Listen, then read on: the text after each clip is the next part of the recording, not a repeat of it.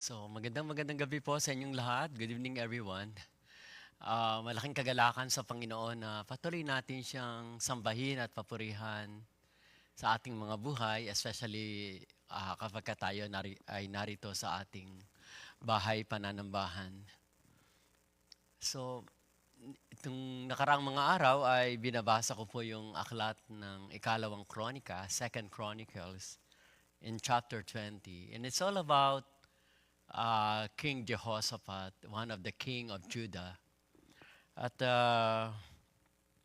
habang pinag-aaralan ko siya at binabasa, ako ay nananalangin sa Panginoon. Panginoon, ah, ang iyong mga salita ay totoo at ang iyong mga pangako ay hindi nagbabago. At anuman yung pakikipaglaban namin, ang sabi ng iyong mga salita ay ito ay hindi sa amin. Ang pakikipaglaban ay nasa inyo. So the title of the message today is all about the battle is not yours but God's. So ang Panginoong Diyos ay napakabuti sa ating mga buhay sapagkat sa bawat sandali ng ating mga buhay ay nararanasan natin how faithful. Kasi nga kanina in our song ay narinig natin na sabi doon, problema may dumating, nagtitiwala sa iyo, ako'y magtitiwala sa iyo. That's the song, no? Kasi maraming sitwasyon na pwedeng dumating sa ating mga buhay at tayo ay, kumbaga, ang mga salita ng Diyos ay nagbibigay sa atin ng encouragement upang makita natin ano bang kalooban ng Diyos, ano bang naisin niya para sa ating mga buhay. So, let us pray bago tayo magpatuloy. Nais naming patuloy na dumulog sa inyo, Panginoon, ngayong gabi at pinagkakatiwala namin sa inyo ang gabing ito, ang pag-aaral ng iyong mga salita. Samahan po ninyo kami, Panginoon, at tulungan. At nawa, O Diyos, ang banal na Espiritu, the Holy Spirit will continue to speak to us tonight. Thank you, Father, for your grace and your mercy. In Jesus' mighty name we pray. Amen. So, Second Chronicles chapter 20, it is one of the last account in the life of King Jehoshaphat and the life of Judah. Ano po? And in verse 2, it says there's a lot of, kumbaga yung mga kalaban nila, there's a great multitude coming against the king from beyond the sea, from Syria, and they are in Hazazon Tamar. So, maraming sundalo, sabi doon, maraming sundalo ang parating at iyon ay nagbabanta para sa kanila. So in verse 3, natakot si Jehoshaphat at dumulog siya sa Panginoon in verse 3. At nagbigay siya ng kautusan upang ang buong Juda ay mag-ayuno. No? Kumbaga, anong nangyari in verse 4, kaya ang lahat ay nagkatipon sa harapan ng templo. They gathered at the front of the temple. They pray before God. No?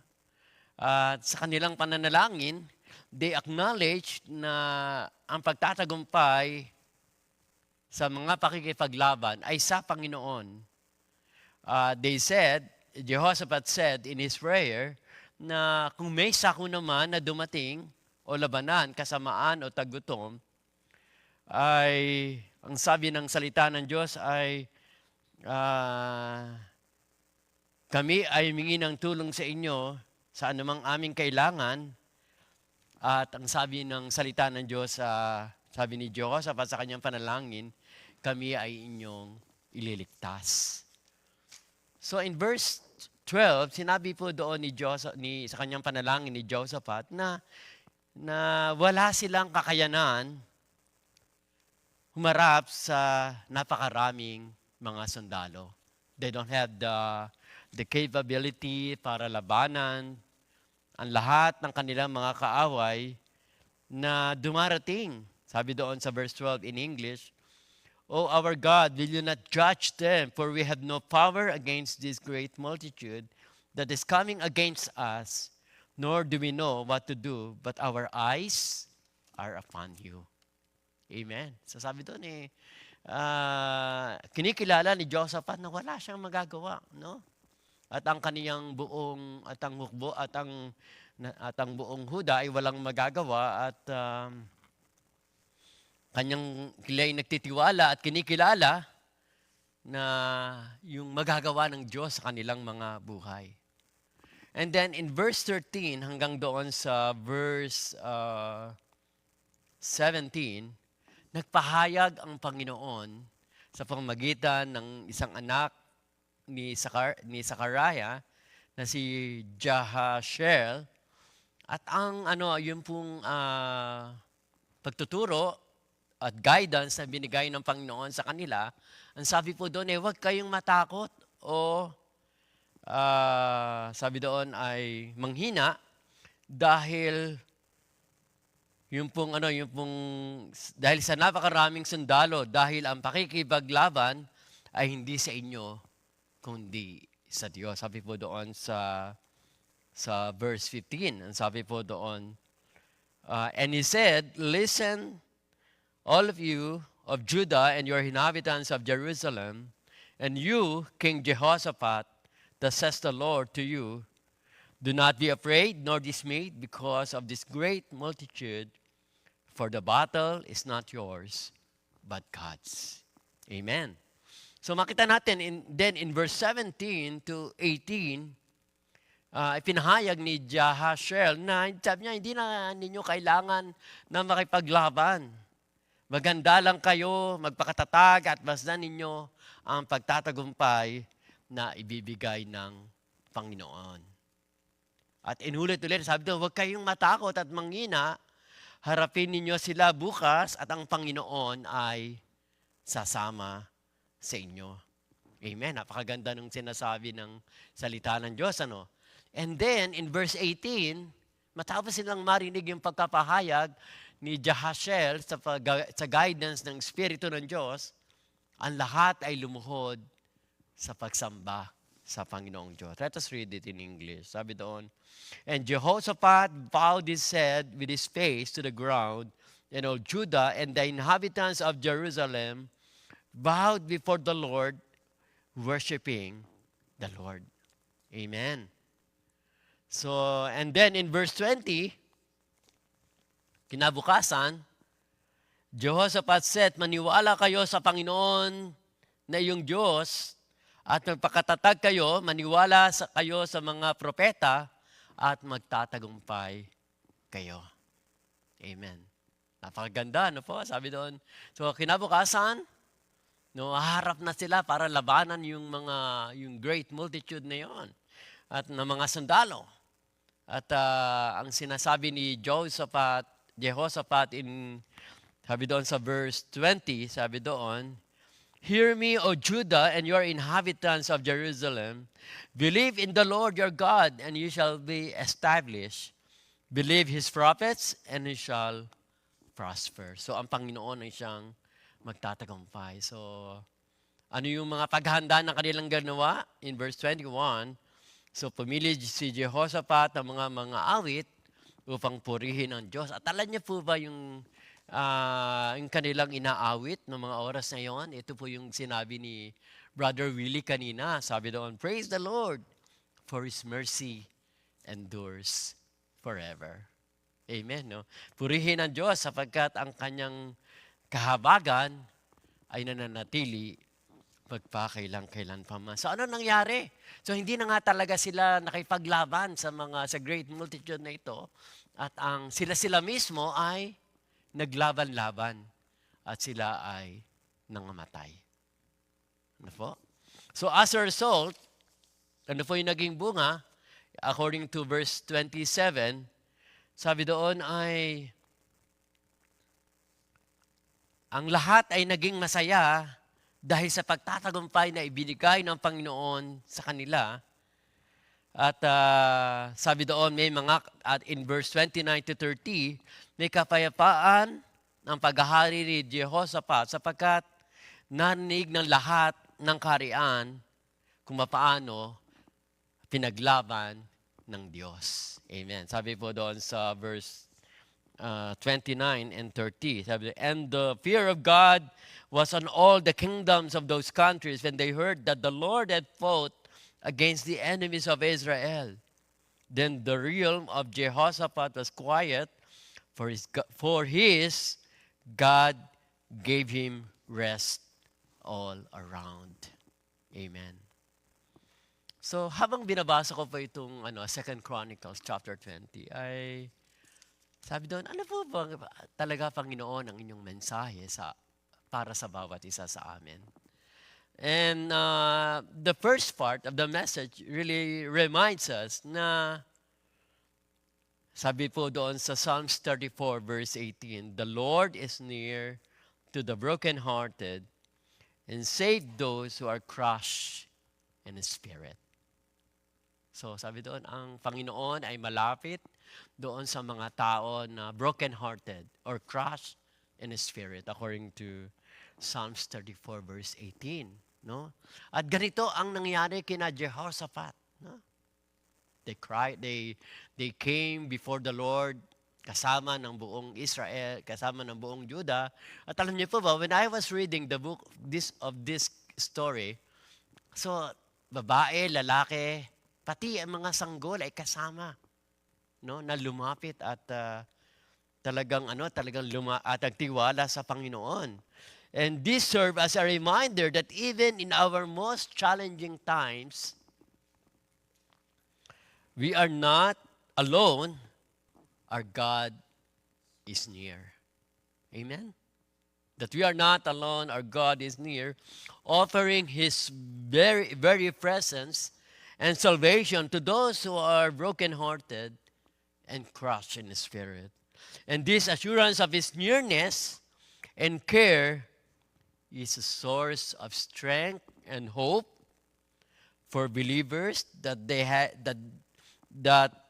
there is victory and peace in our heart in Christ Jesus, our Lord. Amen?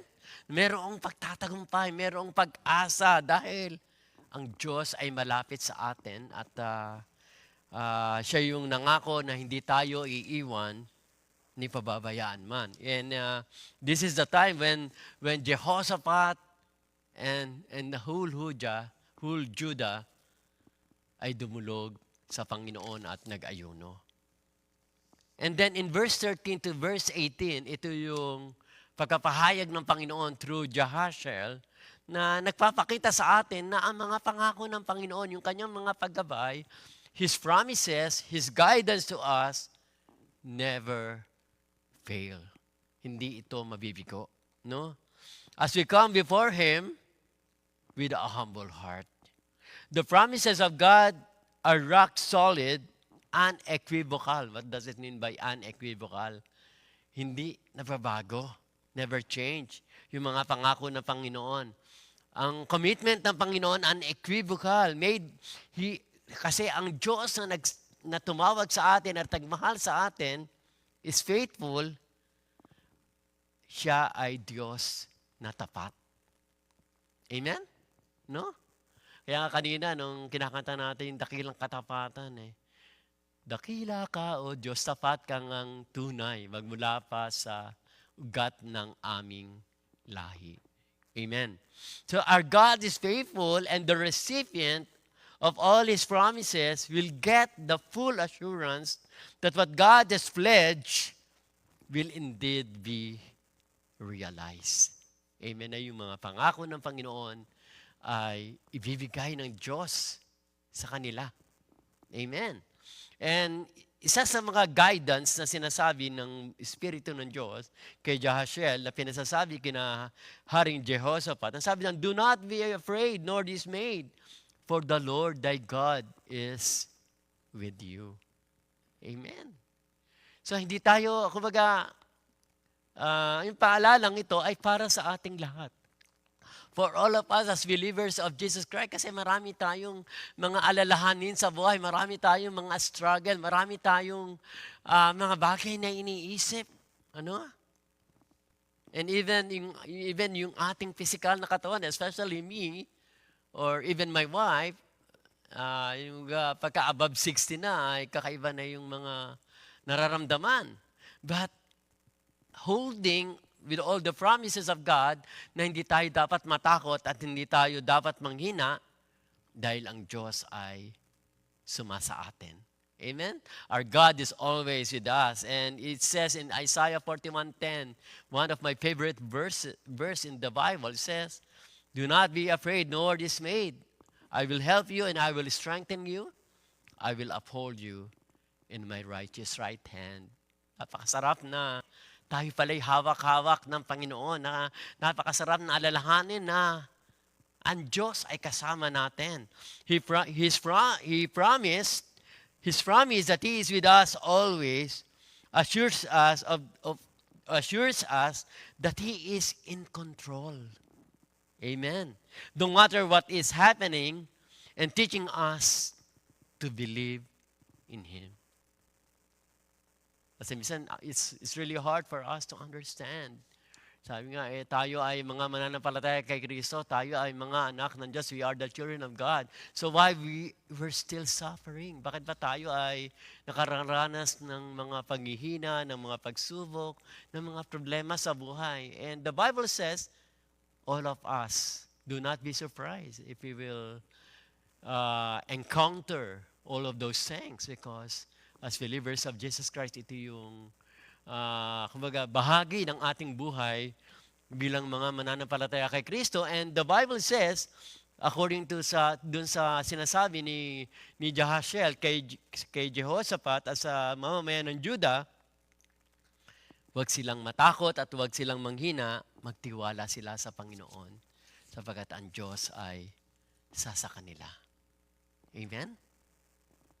At isa pa na sinasabi doon sa pahayag ni Jehoshaphat in verse 15, ang sabi doon, ang pakikipaglaban ay hindi sa inyo. Ang pakikipaglaban ay sa Panginoon. Amen? The battle is the Lord. No? So, what does it mean? So, ang ating mga pakikipagbaka sa buhay nito ay practically speaking, sa physical, meron tayong mga struggle dahil ang ating katawan ay nangihina, nagkakaroon tayo ng mga karamdaman, nagkakaroon tayo ng kakaibang, sabi ko nga sa Panginoon, I've been suffering for my problems dito sa aking knee. And it was almost like 2 months already.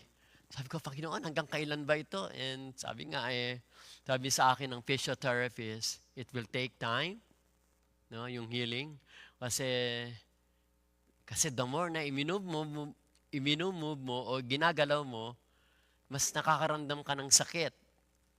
Pero kapag hindi mo naman iginagalaw, hindi masakit. Pero pag iginalaw mo bigla, napakasakit. No? But,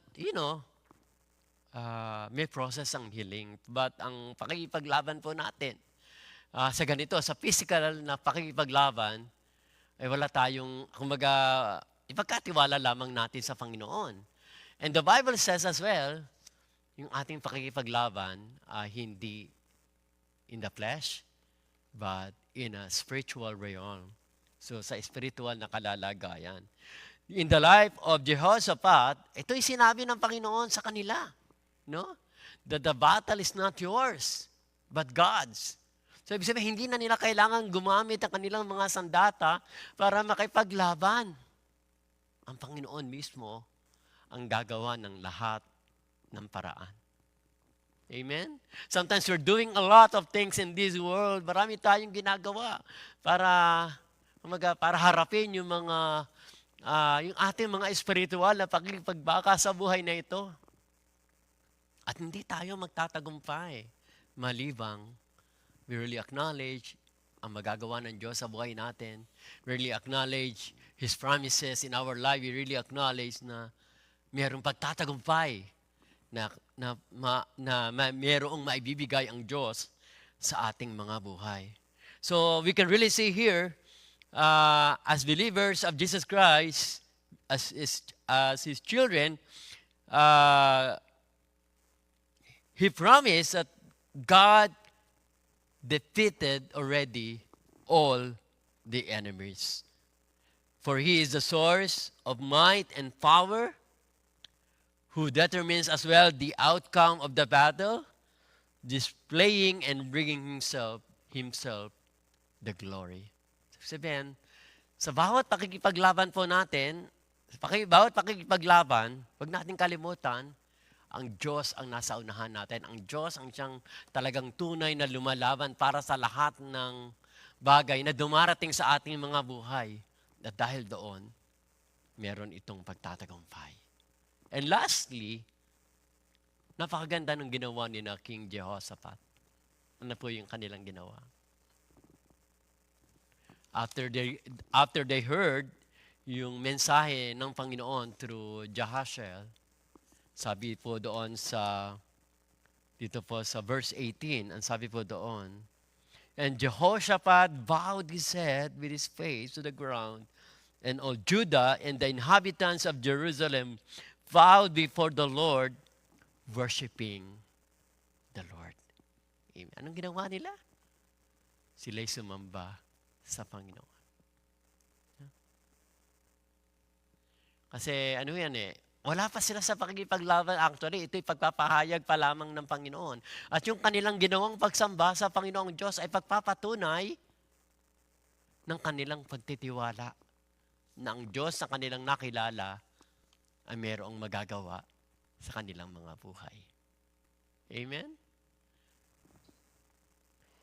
And as a result, makikita natin na kung paanong ibinigay ng Diyos kina Haring Jehoshaphat ang pagtatagumpay laban sa kanilang mga kaaway sa pamagitan, ang kanilang ginawa ay paghanda at yung kanilang ginawa na pag-awit ng pagpupuri sa ating Panginoong Diyos. And they were singing, praise the Lord, for His mercy endures forever. Amen? So, mga magulang at mga kapatid sa Panginoon, binabasa ko kanina yung Psalms 113 verse 3. Sabi doon, from the rising of the sun to the place where it sets, the name of the Lord is to be praised. Ano bang ibig sabihin? Bakit mula sa pagsikat ng araw hanggang sa paglubog nito, ang pangalan ng Panginoong Diyos ay papurihan? Ano bang ibig sabihin? Hindi ko noong una, parang wala lang sa akin kung anong ibig sabihin noon. Na parang, okay, dapat araw-araw, bawat oras, purihin natin ang Diyos. But here, so the Word of God really reminds us that our God is worthy of all our praises and all our thanksgiving at all times and in all places. Symbolized by the sun's journey across the sky from east to west. Ibig sabihin yung pagsikat ng araw, mula sa silangan hanggang sa paglubog nito sa kanluran. Ano po? Sabihin, nagpapakita at nagpapahayag sa atin na ang Panginoong Diyos ay dapat nating papurihan sa lahat ng oras. Sa lahat ng lugar. Dapat papurihan ng Diyos sa lahat ng pagkakataon ng ating mga buhay. And this one should be our natural response to the goodness, to the faithfulness and love demonstrated to us through Christ Jesus our Lord to each and every one of us. So mga magulang at mga kapatid sa Panginoon, my dear brothers and sisters, again, ang Panginoong Diyos ay napakabuti sa bawat isa sa atin. As what I said, His promises never fail. As we come before Him with a humble heart, as we continue to turn our eyes upon Him, as we continue to claim that there is fulfillment in all His promises, as well as we continue to bow our heads and praise Him with all of our heart, then nakikita natin ang mga pagkilos ng Diyos sa buhay natin more than what we can expect, and more than what we can imagine. And the last thing, I remember what Brother Manny said in one of our Bible studies. Sabi niya, ngayon ko lang nakita na yung kahalagahan ng pagsunod sa Panginoon. As I follow the Lord, by God's grace, ay tinutupad ko kung ano yung kanyang pinagagawa sa akin, kung ano yung guidance na tinuturo niya sa akin. Nakikita ko kung paano niya rin ako pinagpapala, iniingatan, at inilalayo sa anumang kapahamakan. Amen. So salamat sa Panginoon. So as an encouragement to each and everyone, mga kapatid sa pananampalataya, let us continue to praise the Lord, for His mercy endures forever. Let us pray. Dakilang Diyos, nagpapasalamat kami sa pagkakataon na binigay niyo sa amin ngayong gabi to study your word. At nagpapaunawa sa amin, Panginoon, na kayo ay Diyos ng matapat. You are faithful and good. And your love endures forever. Father, thank you so much for reminding us in the life of Jehoshaphat and the whole Judah that after they turned their eyes upon you, O Lord, you revealed to them all your promises. You revealed to them, O Lord, that you are very near to them. And we as believers of Jesus Christ, as we walk in our journey of faith, you are reminding us, oh God,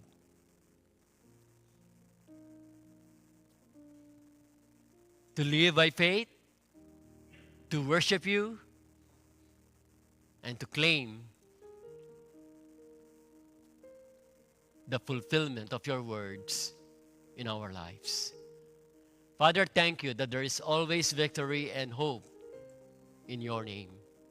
Thank you, Father, that habang kami ay patuloy na nagtitiwala at umaasa sa inyo, Panginoon, patuloy namin nakikita ang mga kamanghang-manghang mga bagay na inyong ginagawa at gagawin pa sa aming mga buhay. Marami pong salamat, Panginoon, ngayong gabi. Pagpalain po ninyo ang bawat isa. Sa pangalan ni Jesus, na aming Panginoon at aming sariling tagapagligtas na si Jesus.